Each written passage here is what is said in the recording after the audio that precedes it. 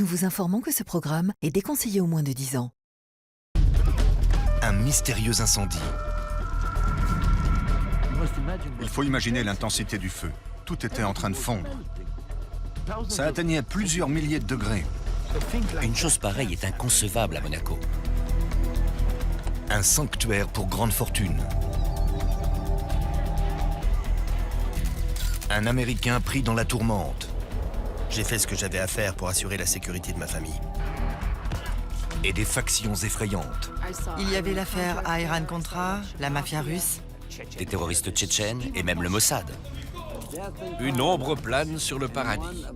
Vous allez découvrir l'une des affaires les plus fascinantes de ma carrière dans cet épisode de crime en haute société.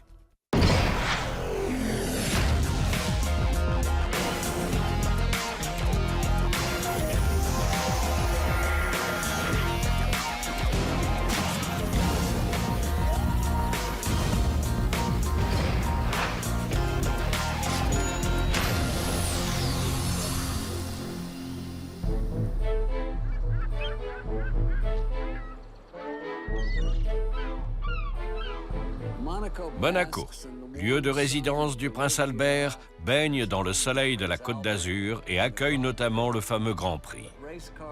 Mais ce ne sont pas les seules raisons qui attirent les plus fortunés de la planète.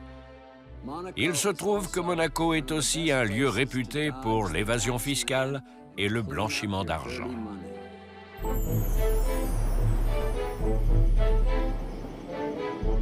« 3 décembre 1999.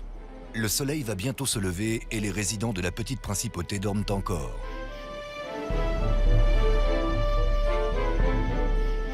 Parmi les citoyens de Monaco riches et discrets, on compte Edmond Safra, un banquier milliardaire. C'était l'homme le plus riche de Monaco, après le prince.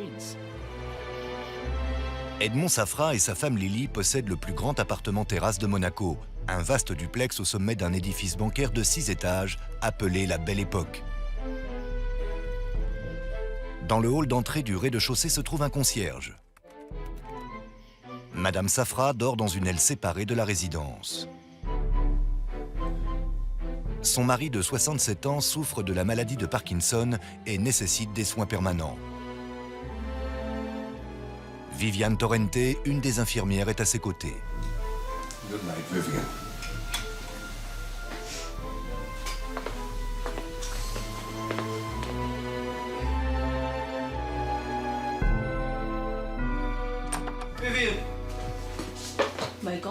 Soudain, Ted Maher, un autre infirmier, entre dans la chambre, un couteau planté dans le ventre. Il dit à Edmond Safra et à Viviane Torrente qu'il a été agressé. 2 personnes étaient entrées par effraction, je ne savais pas où elles étaient. Ted Maher explique qu'il était assis dans le couloir et que quelqu'un l'a frappé par derrière. Mais il s'est défendu.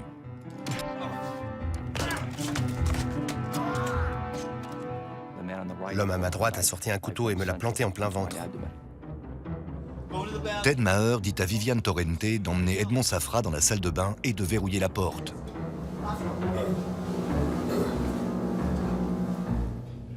Je lui ai dit d'emmener M. Safra, de prendre mon portable et d'appeler les secours. Je voulais descendre chercher de l'aide.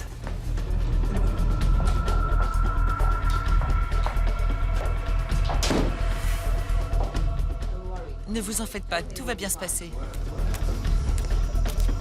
Ted Maher se dit qu'il doit alerter la police. J'ai pensé à l'alarme incendie, c'était une bonne idée. J'ai pris un bout de papier dans ma main libre et je l'ai allumé.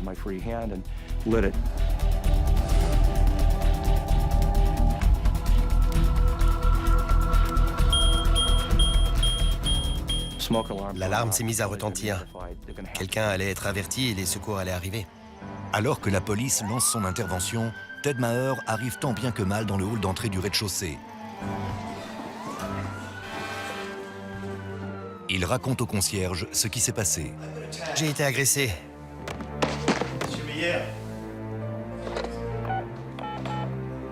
Oui, c'est la Belle Époque à l'appareil. Le concierge a cru qu'il s'était fait tirer dessus. Alors il a dit à la police qu'un homme avait été blessé par balle.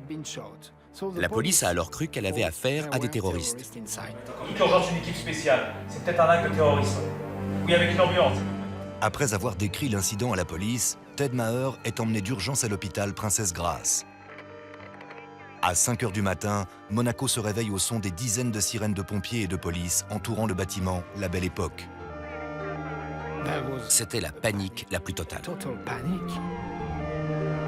Shmulik Cohen, le chef des gardes du corps d'Edmond Safra, arrive précipitamment de son domicile voisin pour venir en aide à son patron. On l'a empêché de monter. Il faut que je monte! Forcément, la police ne savait pas qui était cet homme. Lâchez-moi! Ça aurait pu être un des agresseurs. La police se démène pour comprendre ce qui se passe à l'intérieur de l'appartement du résident le plus riche de la principauté. Elle commence par fouiller les étages les uns après les autres, en commençant par le sous-sol. Pendant ce temps, le petit feu de Ted Maher commence à prendre de l'ampleur. Le feu a consumé la corbeille à papier. Il s'est propagé sur le sol et il a atteint les murs. Craignant que les intrus ne soient encore à l'intérieur, la police empêche les pompiers d'accéder à l'appartement. La fumée commence à s'infiltrer dans la salle de bain.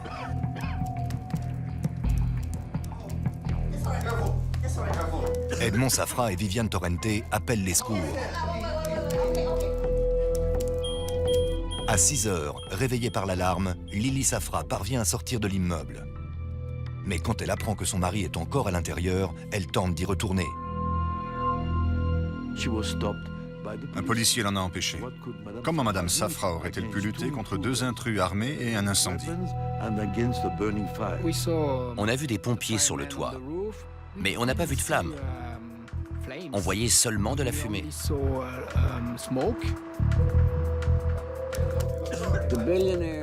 Le milliardaire et son infirmière sont désormais pris au piège dans la salle de bain. Je ne peux qu'imaginer la terreur qu'ils ont dû ressentir.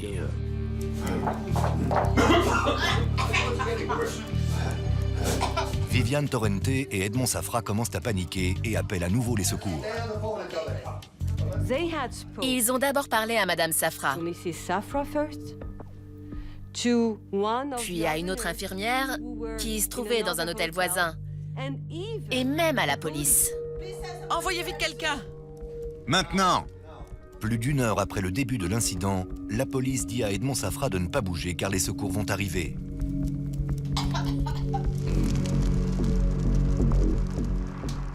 Ne parvenant pas à trouver les assaillants, la police laisse enfin entrer les pompiers dans l'appartement.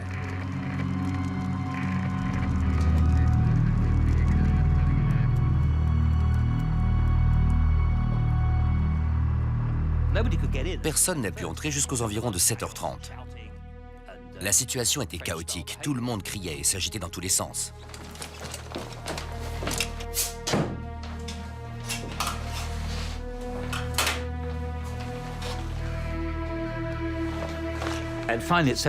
Et finalement, qu'est-ce qu'ils ont trouvé quand ils ont enfin pu entrer? Viviane Torrente et Edmond Safra, morts tous les deux.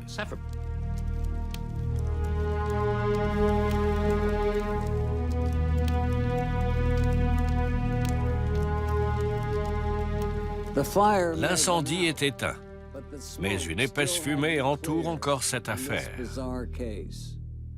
Comment 2 assassins armés de couteaux ont-ils pu entrer et ressortir de l'appartement d'Edmond Safra sans être repérés? La police compte bien tirer tout ça au clair.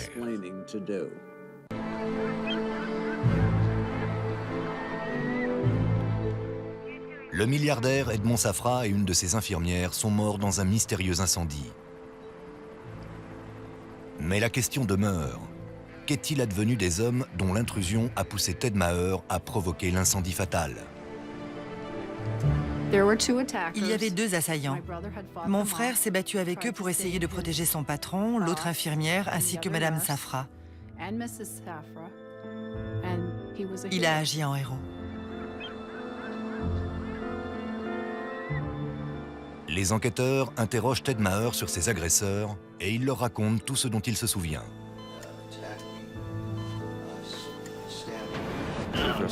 Ils étaient habillés en noir, ils étaient grands, plus d'1,80 m. Celui qui a sorti le couteau était manifestement un professionnel entraîné. Ce n'était pas juste un voyou venu voler des tableaux. Il était clair qu'il savait parfaitement ce qu'il faisait. Monaco, considéré comme un havre de paix pour les plus fortunés, est sous le choc de l'agression. Une des caractéristiques de Monaco, c'est qu'il n'y a aucune violence, quelle qu'elle soit, pas même des suicides. Tout ça fait partie d'un mythe d'un Monaco paradisiaque.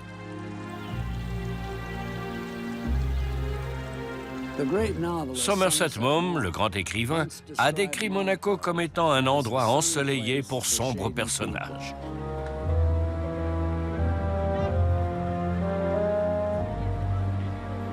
Il n'y a ni clochard, ni mendiant, et pratiquement pas de crimes violents dans ce pays 4 fois plus petit que Central Park à New York. Mais l'attaque survenue chez les Safra pose la question de la réelle sécurité des Monégasques. Il y avait un certain nombre de personnes à qui pouvait profiter la mort d'Edmond Safra. À l'époque, Edmond Safra vient de faire la une des journaux pour son intention de vendre la Republic National Bank pour 3 milliards de dollars. Les hommes comme Edmond Safra ont des ennemis puissants. Sa banque était impliquée dans l'affaire des ventes d'armes à l'Iran pour financer les Contras. De plus, il soutenait financièrement Israël. Des groupes comme l'OLP ou le djihad islamique avaient donc tout à gagner de sa disparition. La banque d'Edmond Safra était aussi mêlée à une opération de blanchiment d'argent en Russie, sur laquelle enquêtait le ministère de la Justice.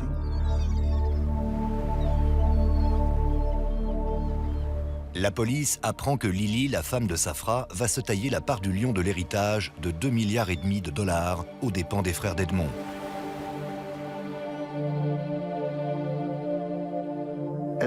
Le testament d'Edmond Safra a été modifié environ 2 semaines avant sa mort, limitant la part perçue par les frères du défunt.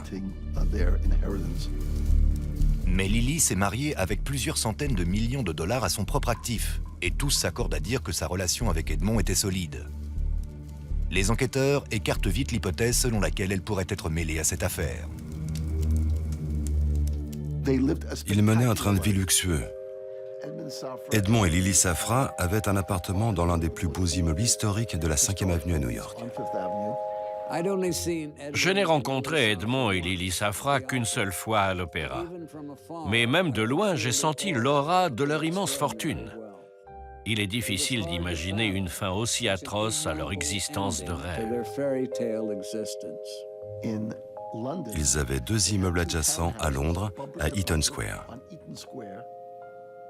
Ils possédaient la villa Leopolda, construite pour le roi de Belgique et d'une valeur de marché avoisinant les 265 millions de dollars. Les enquêteurs continuent leurs investigations dans l'appartement détruit, mais ne trouvent ni signe d'effraction, ni image des intrus sur les bandes de vidéosurveillance. Comment 2 hommes armés ont-ils pu entrer dans un des bâtiments les plus fortifiés de Monaco pour ensuite disparaître? Et où se trouvaient les gardes du corps d'Edmond Safra?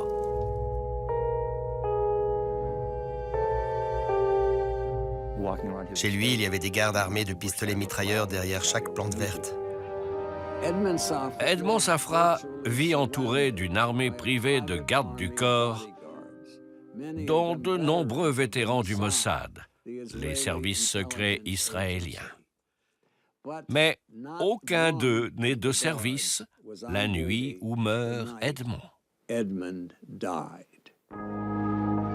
À l'hôpital, la police interroge à nouveau Ted Maher. Cette fois, elle fouille dans son passé pour essayer de comprendre ce qui a motivé cet infirmier américain à venir s'installer à Monaco. Ma mère conduisait un bus scolaire et mon père était réparateur de téléphone. C'était une famille très stricte, très rigoureuse et disciplinée. Je suis l'aîné de 5 enfants. On n'était pas très riches, même si on ne manquait de rien. Tout ce qu'on voulait, on devait travailler pour l'obtenir. Après son service militaire et sa formation d'infirmier, Ted Maher devient un infirmier en néonatologie réputé à New York. Un jour, les parents de jumeaux dont il s'occupe le recommandent à un de leurs amis, Edmond Safra.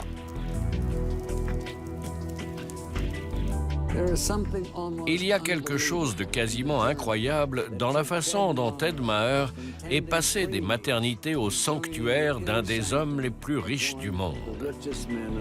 Le passé modeste de Ted Maher contraste terriblement avec celui d'Edmond Safra. Ted n'avait jamais été exposé à autant de luxe dans sa vie. C'était vraiment un rêve devenu réalité pour un infirmier à domicile. Mais désormais, avec la mort de son patron et 2 coups de couteau dans le ventre, le rêve de Ted Maher s'effondre. Lily Safra fait venir Heidi, la femme de Ted, qui vit à New York pour être auprès de son mari. La police s'intéresse aussi à Madame Maher. Heidi a été interrogée pendant 2 ou 3 heures par la police. Elle est sortie pour prendre un café et une voiture est arrivée.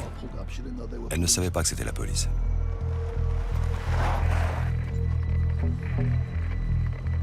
Trois hommes embarquent Heidi dans une camionnette et l'emmènent à l'hôtel où vit Ted. En l'accompagnant dans la chambre d'hôtel, ils ont été autorisés à effectuer une perquisition selon la loi monégasque. Les policiers trouvent un flacon de lidocaïne, un anesthésiant qui n'a jamais été prescrit à Ted. Cette découverte met en doute la crédibilité de Ted. Heidi prend conscience que les enquêteurs ne considèrent plus son mari comme le héros de l'histoire, mais comme un suspect. Elle appelle Tammy, la sœur de Ted, pour tout lui raconter. Elle pleurait. Elle disait qu'elle avait été kidnappée par des hommes masqués dans une camionnette. Ensuite, elle avait été emmenée chez Ted et c'est là que le cauchemar avait commencé. Les jours qui suivent la mort d'Edmond Safra, les spéculations vont bon train. S'agit-il de la mafia russe, des rebelles tchétchènes, de l'OLP? Les riches habitants de Monaco sont choqués d'apprendre que le principal suspect est un Américain moyen qui vivait sous leur nez. «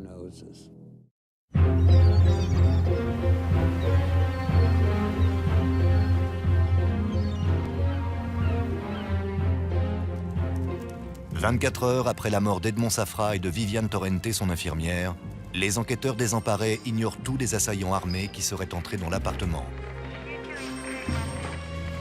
Malheureusement pour Heidi, les soupçons se portent sur son mari blessé. Madame Maher a quitté New York en pensant qu'elle allait retrouver son mari, un héros.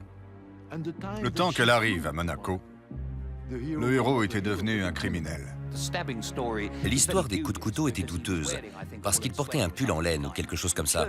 Et bizarrement, il a été poignardé sans que le couteau ne traverse le vêtement. Il n'y avait pas de trou dans le pull, seulement dans la peau.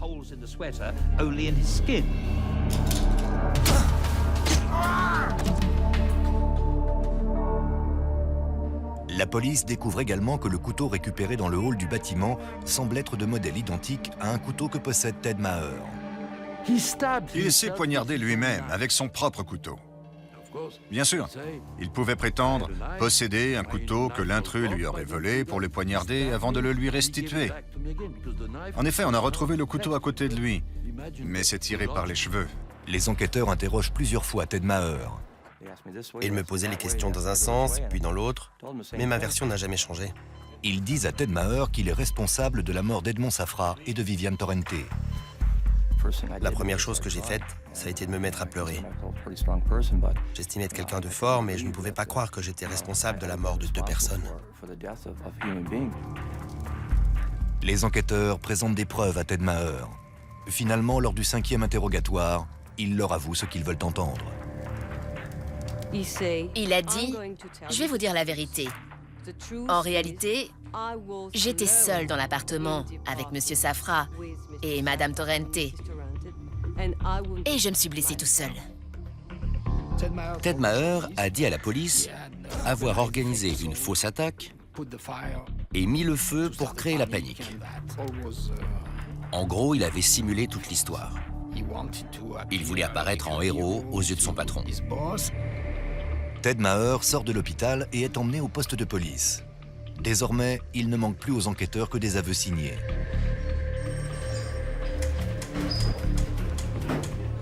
Ils ont le passeport de sa femme comme monnaie d'échange. Ils m'ont présenté le passeport de ma femme ainsi qu'une photo de mes enfants et m'ont dit « On sait qu'ils sont jeunes. Leur mère ne va pas les revoir avant un bout de temps. Ted Maher sent que le futur de sa famille est en jeu.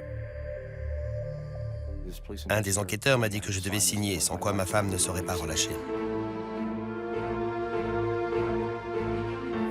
Alors j'ai signé parce que je n'avais pas le choix. J'ai fait ce qu'il fallait pour la sécurité et le bien-être de ma famille. À peine 3 jours après l'incendie fatal, alors qu'on enterre Edmond Safra à Genève, lors d'une conférence de presse, le procureur en chef de Monaco annonce l'inculpation de Ted Maher pour incendie criminel. Pour lui, M. Safra était un employeur excellent. Il voulait simplement attirer l'attention sur sa personne. Madame Safra n'arrivait pas à y croire. C'était la stupéfaction. Pourquoi? Pour quelle raison? Qu'est-ce qui peut pousser quelqu'un à faire ça? Quand j'apprends les aveux de Ted, je suis immédiatement sceptique. L'affaire est bouclée bien trop vite et trop facilement. Le coupable a été arrêté et les rues de Monaco sont à nouveau sûres. Mais Ted Maher a-t-il vraiment fait tout ce dont il s'accuse dans le seul but de passer pour un héros aux yeux d'Edmond Safra? Permettez-moi d'être non pas cynique, mais réaliste. Ce qu'il recherchait n'était pas tant l'amour d'Edmond Safra, mais plutôt la récompense d'Edmond Safra. Et soyez sûr que si les choses s'étaient passées comme prévu, si Edmond Safra s'était retrouvé en grand danger et que Ted Maher lui avait sauvé la vie, il aurait reçu une telle récompense qu'il aurait pu se la couler douce pour le restant de ses jours. La prison de Monaco ressemble plus à un hôtel qu'à une prison. Il y avait l'air conditionné. Ted avait une cellule avec vue sur la Méditerranée. Il y avait un réfrigérateur, un lit confortable, un endroit où s'asseoir pour écrire. J'y étais un jour quand ils ont apporté le repas. En entrée, ils ont servi un avocat vinaigrette et comme plat principal, un poisson frais avec une sauce au beurre blanc. Ted Maher passe 2 ans dans la luxueuse prison monégasque. Il est interrogé à 9 reprises par les enquêteurs et à chaque fois, il raconte la même version que celle de ses aveux. Mais dans son esprit, il sait qu'il y avait des intrus, même si personne d'autre ne les a vus. Vous vous rendez compte? Savoir la vérité alors que les gens vous traitent de meurtrier, d'assassin, de tueur à gages et de toutes sortes de choses, tandis que vous ne pouvez pas vous défendre. La date du procès est enfin fixée au 21 novembre 2002. Pour défendre Ted, Heidi Maher embauche Michael Griffiths, un avocat américain. Ted insistait sur le fait qu'il avait bien été poignardé. Je lui ai expliqué que je pouvais l'aider et même faire annuler ses aveux. Je savais au plus profond de moi que la vérité le ferait libérer. Mais vu les conseils juridiques qu'il avait reçus, il pensait qu'à ce stade, on ne le croirait plus. Je suis convaincu qu'un homme innocent fait les frais d'un gouvernement qui ne supporte pas d'avoir un crime irrésolu dans sa petite principauté idyllique. Tandis que Ted Maher passe enfin devant un tribunal, je me rends à Monaco pour connaître le fin mot de l'histoire.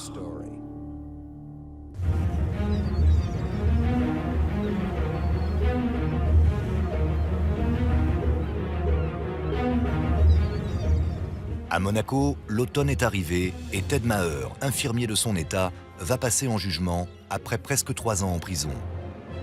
On a dit à l'accusé qu'il n'écoperait que d'une peine légère pour l'incendie qui a causé la mort d'Edmond Safra et de Viviane Torrente.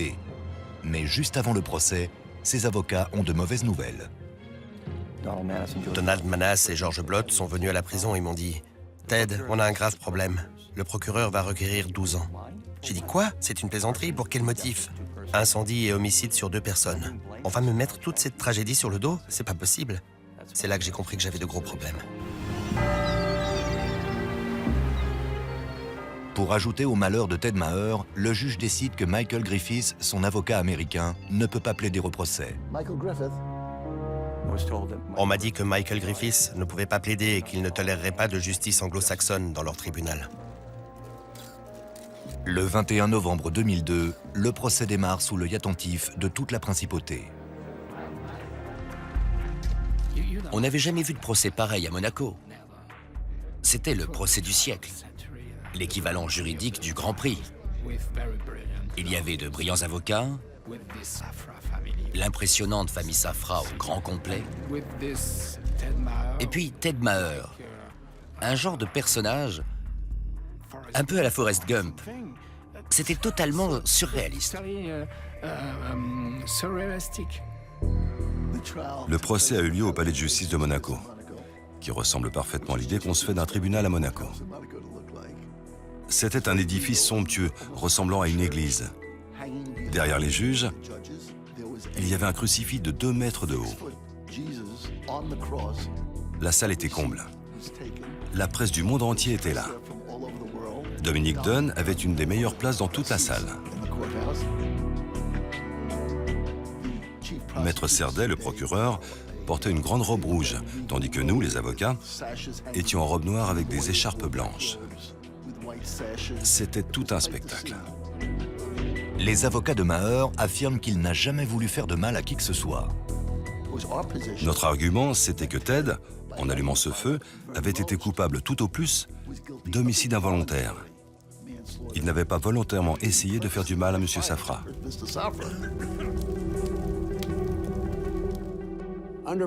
Comme l'autorise la loi monégasque, Lily Safra, l'épouse de la victime, a la possibilité de se porter partie civile. Le prince Charles lui recommande les conseils de Marc Bolland, brillant attaché de presse anglais. Ce dernier lui conseille de porter un vieux tailleur pantalon Yves Saint Laurent et de laisser ses bijoux à la maison. Mais malgré tout, Lily Safra tient le rôle principal.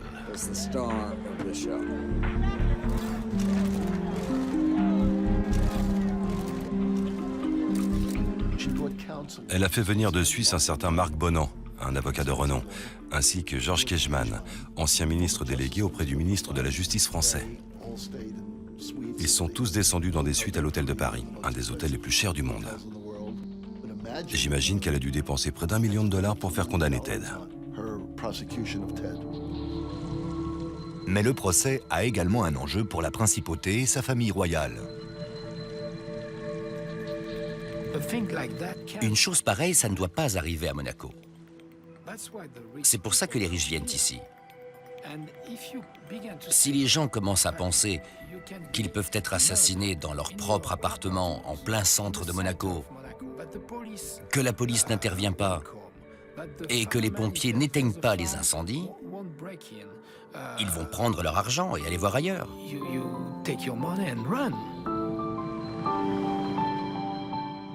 Face à la fortune de Lily Safra et à celle du gouvernement monégasque, Ted Maher est pratiquement démuni. Je savais que j'étais dans le pétrin et j'étais conscient qu'ils avaient absolument toutes les cartes en main dans cette partie. Le problème, c'est que c'était ma vie qu'on jouait.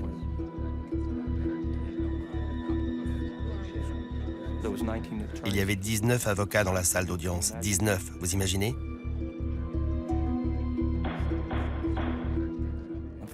Malheureusement, pas un seul ne représentait Ted Maher.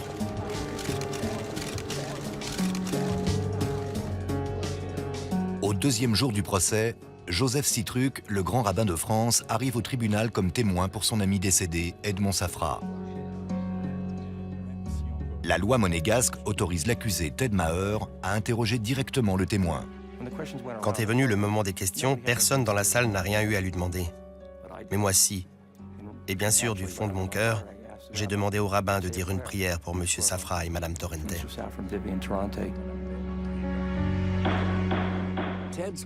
La demande de Ted est si bizarre que je commence à me demander s'il a toute sa tête. Le rabbin commence à prier en hébreu. Et tout le monde, les juges, les jurés, les témoins et les avocats, se lèvent et baissent la tête. La scène est aussi impressionnante que surréaliste.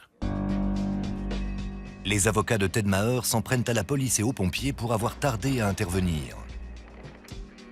Un de mes contre-interrogatoires concernait le premier agent de police arrivé sur les lieux et qui avait dit que Ted était blessé par balle. Je lui ai demandé s'il avait déjà vu une blessure par balle et il a dit non. Je lui ai demandé s'il avait déjà vu une blessure au couteau et il a dit non. J'ai demandé depuis combien de temps il travaillait dans la police monégasque et il m'a dit 22 ans. Je lui ai demandé quelle était la pire blessure qu'il avait vue dans sa carrière. Il a répondu que c'était quand un type en avait frappé un autre à la tête avec une bouteille de champagne. La défense soutient que s'ils étaient intervenus plus tôt, la police et les pompiers auraient pu sauver Edmond Safra.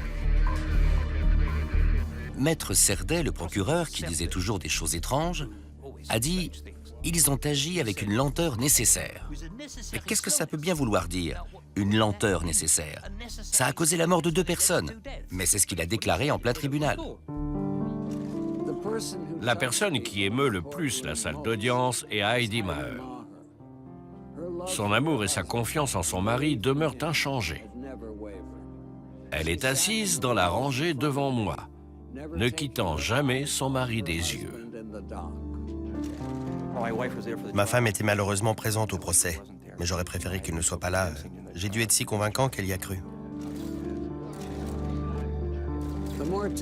Plus Ted parle, plus j'ai des doutes sur sa version des faits.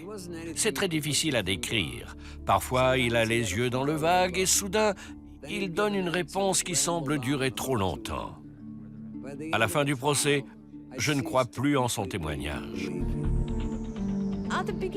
Au début, quand on a discuté avec Ted pour élaborer une stratégie de défense,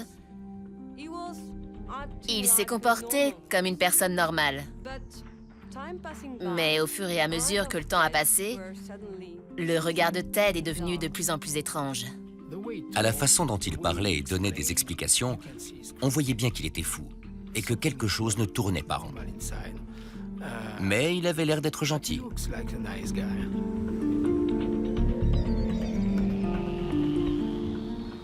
Après 10 jours de témoignage, le sort de Ted Maher repose entre les mains de 3 jurés et de 3 juges. On m'a dit que je pouvais quitter la salle d'audience après 12 jours de procès. Je suis sorti, j'ai eu à peine le temps d'aller aux toilettes et de boire un verre d'eau que 45 minutes plus tard, on m'a dit d'y retourner. Un journal français parle de l'accusé comme étant Dr Ted et Mr Maher, en référence à Dr Jekyll et Mr Hyde. Il semble qu'il y ait 2 personnes à l'intérieur de Ted. Et je me demande laquelle va être jugée par la cour. Le père aimant et infirmier dévoué, ou l'âme profondément troublée que j'ai vue lors du procès.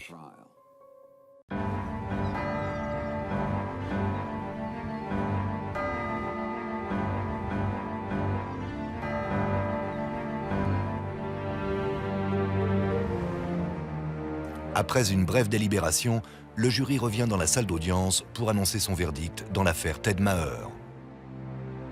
Je n'arrivais pas à y croire. Ils ont délibéré en moins de 45 minutes alors que c'était l'un des plus gros procès de l'histoire de Monaco. Puis le président a lu une déclaration manifestement écrite à l'avance et qui a duré 1h20.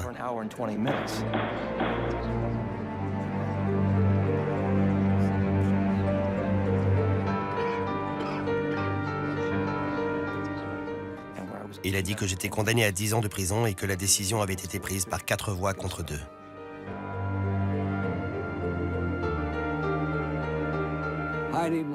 Heidi Maher utilise son téléphone portable pour appeler sa mère dans l'État de New York. Ses seuls mots sont « coupable, 10 ans ». Dis-le aux enfants. Quand elle me rend le téléphone, je m'aperçois qu'elle est en larmes.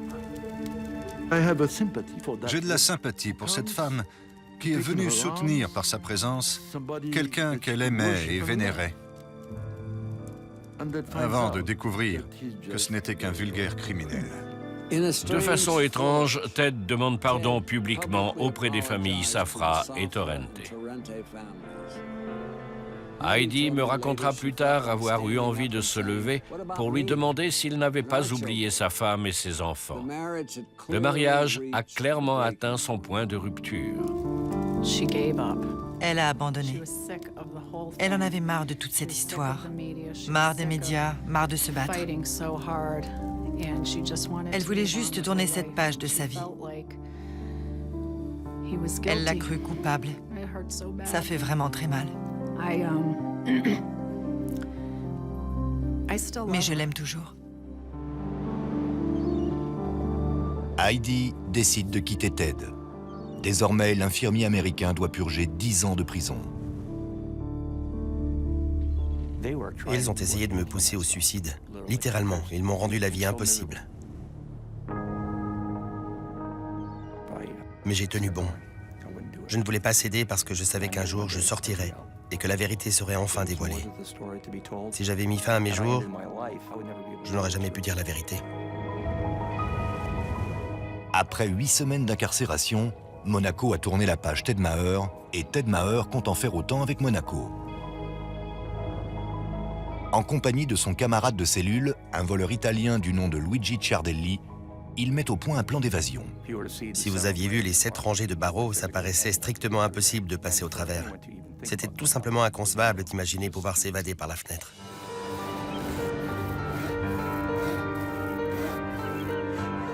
Nuit après nuit, Ted Maher scie secrètement les barreaux à l'aide d'une lame de scie qu'il est parvenu à faire entrer.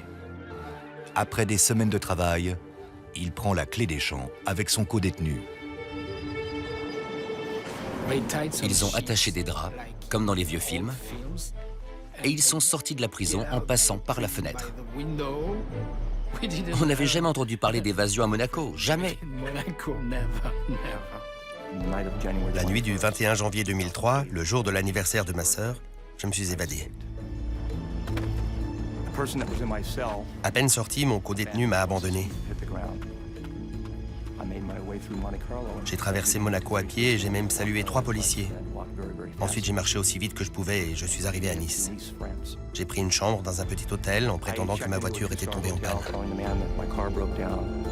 Il m'a appelé et m'a souhaité un joyeux anniversaire. Il m'a dit « Ma voiture est tombée en panne, je suis à la réception d'un hôtel et j'ai besoin d'un numéro de carte de crédit pour prendre une chambre. J'ai tout perdu et j'ai besoin d'aide. » Alors je lui ai donné mon numéro de carte.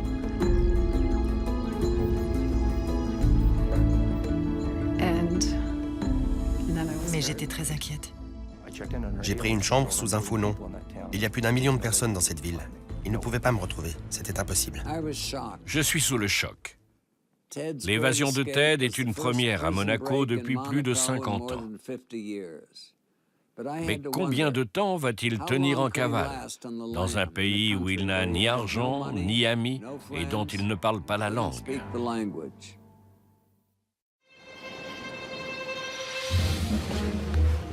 Dans un incroyable rebondissement, Ted Maher, l'homme condamné pour la mort d'Edmond Safra, s'est évadé de sa prison monégasque.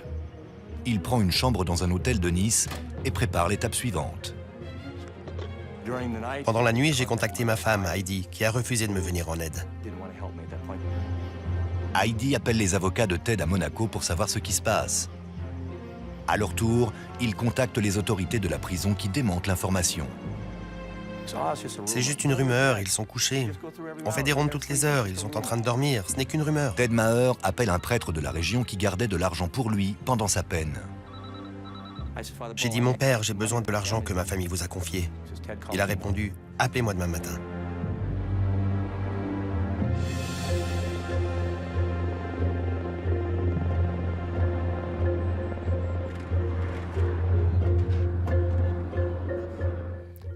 Le lendemain matin, j'ai rappelé le père Peter Ball. Je l'ai entendu dire, l'homme que vous recherchez est au téléphone. Ted Maher comprend alors que la police est avec le prêtre. Il doit partir au plus vite. J'ai rassemblé mes affaires et je suis descendu. 5 policiers français m'attendaient au pied de l'immeuble. J'avais été trahi par ma femme, par mon avocat et par un prêtre. C'était la totale.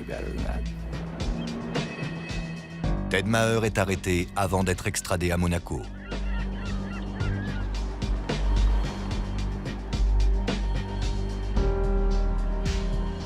Une fois de plus, son procès a lieu au palais de justice de Monaco, cette fois-ci pour son évasion. Je me suis rendu au procès pour son évasion et j'ai découvert que Ted Maher n'avait pas changé. Cette fois encore, son argument de défense, c'était « ce n'est pas moi, c'est les autres ». On finit par avoir de la compassion pour cet homme qui ne fait rien volontairement. Il tue involontairement? Il s'évade involontairement? Est-ce qu'il vit aussi involontairement? Pour son évasion, Ted Maher se voit ajouter une année supplémentaire à sa peine de 10 ans. Il a du mal à se faire à l'idée de cette longue peine de prison. C'est un sacré dur à cuire. Il a une plus grande foi en Dieu que moi. En continuant à suivre l'affaire, j'apprends qu'un nouveau Ted Maher fait surface, en prison. Il n'est plus le personnage malheureux et un peu fou qu'on a vu au procès. Dorénavant, il clame publiquement son innocence. En août 2007, Ted Maher est libéré de la prison de Monaco après avoir purgé sa peine. Il retourne immédiatement aux États-Unis, pressé de voir ses enfants et de commencer une nouvelle vie d'homme libre. L'avion a atterri. J'ai senti mon cœur se serrer, car j'avais peur de retrouver quelqu'un de détruit. Ce n'était pas le cas. C'était toujours le même, énervant, mais un frère génial. Je suis contente qu'il soit de retour. La première chose que j'ai reçue en arrivant aux États-Unis, c'est une mesure d'éloignement m'empêchant de voir mes enfants. J'imagine que ma femme a paniqué en comprenant que finalement, j'allais m'en sortir vivant. À ce jour, je n'ai toujours pas vu mes enfants et je continue de me battre pour ça. Ted Maher a été accusé à tort et condamné pour quelque chose qu'il n'a pas fait. Il y a des gens qui ont tiré profit de la mort de M. Edmond Safra. Et ces personnes savent qui elles sont. Elles savent ce qu'elles ont fait et ce qu'elles n'ont pas fait. Toute histoire provenant des autorités monégasques, toute version officielle est presque à coup sûr un mensonge. Je pense que c'est quelque chose qui fera toujours partie de la grande épopée de Monaco. Je ne sais pas si on connaîtra un jour la vérité. Ted Maher a causé la mort de 2 personnes. Les choses sont très simples. Aujourd'hui encore, des personnes qui savent que j'étais avocat à ce procès me prennent en aparté et me demandent avec un regard complice « Franchement, Marc, tu crois vraiment qu'il n'y avait rien d'autre ?» Non seulement je le crois vraiment, mais plus que ça, je suis objectivement convaincu qu'il n'y avait rien d'autre. J'ai d'abord pensé que Ted Maher était une victime, puis qu'il était tout simplement fou. Aujourd'hui, avec les années, tout ce que je sais avec certitude, c'est qu'Edmond Safra a emporté la vérité dans sa tombe. C'était Dominique Dunn. Merci de nous avoir suivis.